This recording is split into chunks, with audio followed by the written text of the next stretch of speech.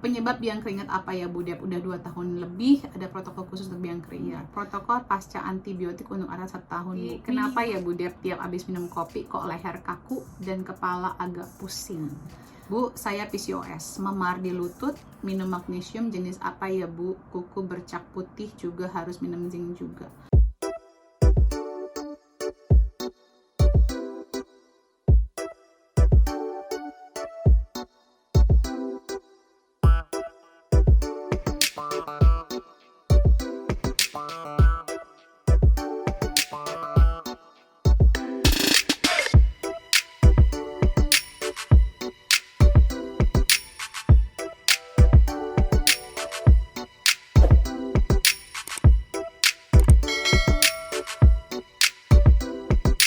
Kembali lagi bersama saya Debbie Shamri, your favorite naturopathic practitioner dalam segmen Tanya Sehat Baby, dimana teman-teman bisa bertanya apapun.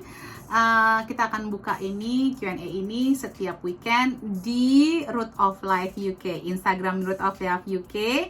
Nanti saya jawabnya di sini, di YouTube ini. Jangan lupa untuk di-share, di-like, dan di-subscribe. Karena subscribe itu gratis ya teman-teman. Dukung terus akun ini, kanal ini, supaya kita semakin banyak memberikan manfaat buat teman-teman semua. Oke, cus, kita mulai dari putri.elvina. Jika suka sakit punggung, bagus atas, bagian atas maksudnya kali ya.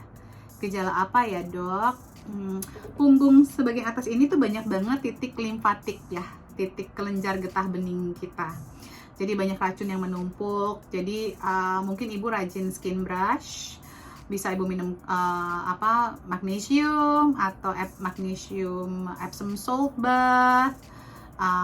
Terus pijat, olahraga itu membantu sekali, dan stretching ya Bu ya, stretching. Oke, berikutnya dari K_Ken Bu, ada orang yang nyamuk suka digigitin, ada orang yang tidak. Apakah ada penjelasan naturopatinya? Oh, tentu saja ada. Coba deh, orang yang livernya bagus, suka makan yang pahit-pahit, banyak makan sayuran, itu pasti nggak suka sama nyamuk.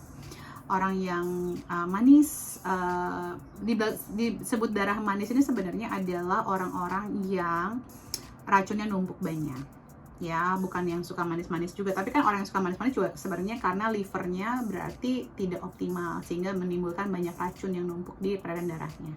Itu penjelasan simpelnya.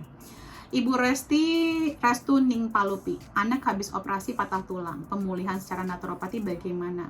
Yang pertama, patah tulangnya di mana dan kenapa? Anak-anak yang patah tulang itu, apalagi anak-anak ya, anak-anak itu tuh kuat tulangnya. Berarti coba dicek vitamin D levelnya seberapa, harus dioptimalkan ya Bu vitamin D-nya ya Bu, karena inilah akar kenapa anak ibu patah tulang in the first place ya. Orang yang vitamin D-nya kurang, kemungkinan besar nanti kalsiumnya juga rendah dan magnesiumnya juga rendah. Pemilihannya saya akan menambahkan fish oil, vitamin D optimal, magnesium, arnica dari homeopati. Kalau ada dikasih obat-obatan seperti painkiller ataupun antibiotik, segera masukkan probiotik ya Bu, dan banyakin makanan yang tinggi seratnya. Sama vitamin C itu bagus sekali untuk meregenerasi sel yang rusak. Berikutnya dari mareme.cookery, buat hydrosalving, apakah bisa lancar tanpa operasi Bu? Bisa. Tapi saya curiga nih dari judulnya ada Mareme Cookery. Suka bikin baking-bakingan nih, karena itu yang bisa membuat peradangan. Jadi sebenarnya hydrosalving itu adalah peradangan di saluran indung telur kita. Ya, jadi menyempit itu, menutup atau menyimpit itu ya karena rongganya bagian dalamnya ada peradangan, sehingga rongga yang segini nih harusnya jadi segini atau bahkan tertutup. Karena dinding dalam rongga tersebut sudah ketebalan ya, karena makanan-makanan yang mungkin memicu peradangan seperti tepung terigu, gula-gulaan, produk susu komersil. Hindarin itu dulu aja.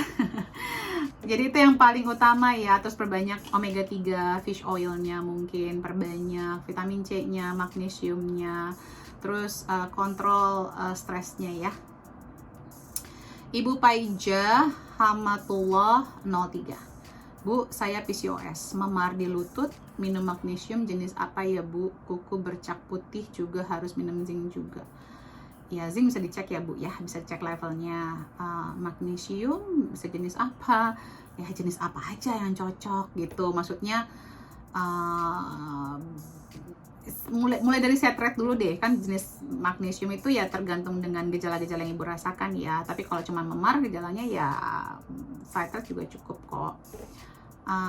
Buku ya zincnya harus dicek ya Bu untuk memastikan. Apalagi kalau PCOS, nih kita hari Jumat ada kelas PCOS ya sebenarnya ya, PCOS dan juga insulin resistant. Ini suatu pembicaraan tidak cukup hanya sekilas seperti ini Bu, panjang penjelasannya Bu.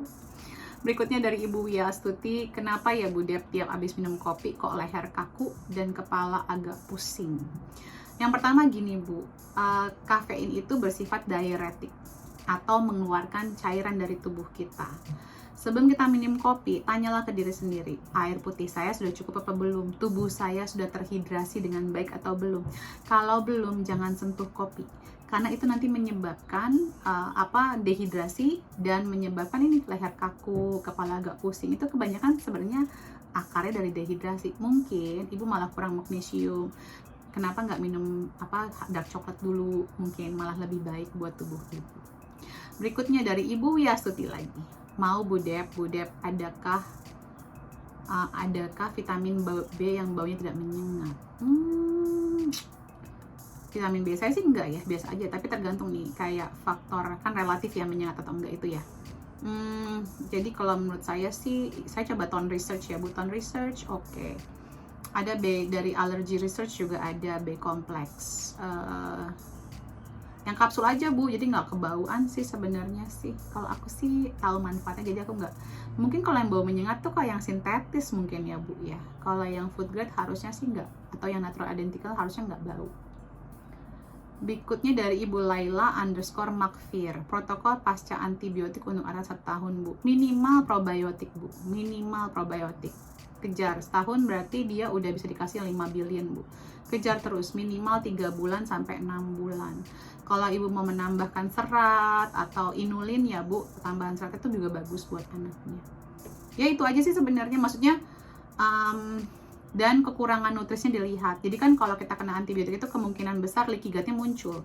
Kalau Ibu mau menjalankan leaky gut protokol langsung boleh banget, tetapi kalau enggak ya Ibu bisa lihat dari sejak penggunaan antibiotik itu gejala-gejala apa aja yang muncul akibat dari leaky gut-nya. Tinggal dikoreksi.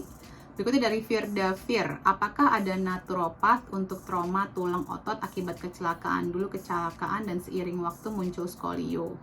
Oke, ini maksudnya apakah ada protokol naturopati kali ya untuk trauma tulang otot akibat kecelakaan? Dulu kecelakaan sering waktu muncul skolionya ini gara-gara kekurangan vitamin D pastinya. Jadi coba dicek vitamin D-nya levelnya dulu gitu. Kalau kecelakaan ya vitamin itu yang paling penting. Vitamin C juga penting banget, magnesium, karena ini semua berhubungan dengan tulang dan otot ya teman-teman. Untuk regenerasi sel-selnya dan olahraga sebenarnya untuk melatih. Jadi vitamin C-nya harus optimum, bisa dicek di YouTube ini bagaimana cara mengecek vitamin C optimal.